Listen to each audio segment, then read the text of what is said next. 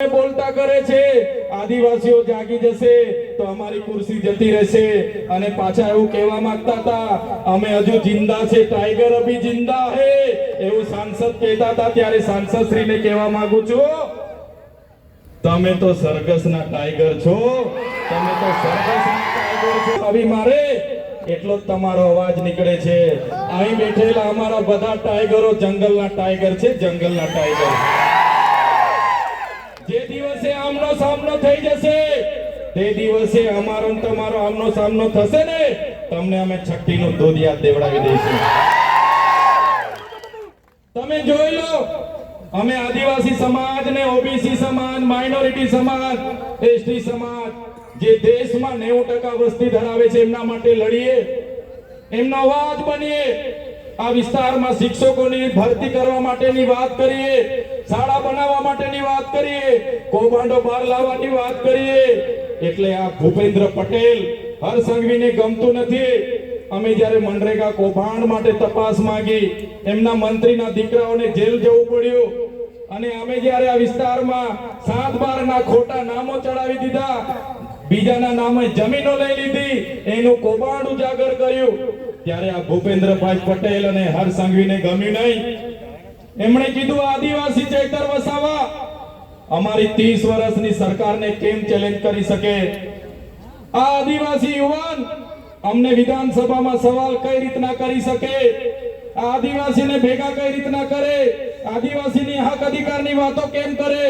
આદિવાસીઓની સ્વાભિમાનની વાતો કેમ કરે? એને જેલમાં નાખો। અને તમે જોયું હશે, મને એક વાર નથી અનેક વાર જેલમાં નાખવામાં આવ્યા। એક વાર જેલમાં નાખવામાં આવ્યો, બીજી વાર મારા પરિવાર સાથે 90 દિવસ જેલમાં રાખવામાં આવ્યો અને ત્રીજી વાર હમણાં પણ મને 80 દિવસ જેટલી જેલમાં રાખવામાં આવ્યો। એક સામાન્ય બાબતમાં જ્યારે મામલતદાર ટેબલ પર જામીન આપી દે, છતાં આ લોકોએ મને સેશન કોર્ટમાં રજૂ કર્યો, મારા વકીલોને કોર્ટમાં આવવા નહીં દીધા। મને નર્મદા જેલની જગ્યાએ સેન્ટ્રલ જેલ વડોદરા રાખવામાં આવ્યો। તારીખ પર તારીખ, તારીખ પર તારીખ, તારીખ પર તારીખ,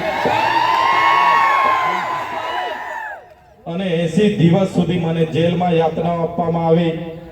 ત્યારે એમણે કીધું, ચૈતરભાઈ હવે તમે અવાજ કરશો તો ફરી જેલમાં તમારે આવવું પડશે। તમે ભાજપમાં જતા રહો, ભાજપમાં અમારી સરકારમાં આવતા રહો, તમને મંત્રી બનાવી દઈશું, તંત્રી બનાવી દઈશું, તમે આદિવાસીઓનું લડવાનું બંધ કરો। ત્યારે મેં એ લોકોને પણ કહેવા માંગુ છું, ચૈતર વસાવાને 1 વાર જેલમાં નાખવાથી, 2 વાર જેલમાં નાખવાથી, 3 વાર જેલમાં નાખવાથી ચૈતર વસાવા ડરી જાય એવા વસાવા નથી। આ ચૈતર વસાવા આદિવાસીનો દીકરો છે।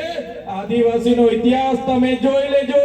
ગોરા અંગ્રેજો સામે અમે નથી ઝૂક્યા, આ કાળા અંગ્રેજો સામે પણ અમે નથી ઝૂક્યા। ત્યારે તમે જોઈ લો, 80 દિવસ સામાન્ય બાબતમાં મને રાખ્યો, ત્યાં એટલી યાતનાઓ આપી, મારો પરિવાર દુખી, મારા કાર્યકરો દુખી, મારા પાર્ટીના લોકો ચિંતા કરે।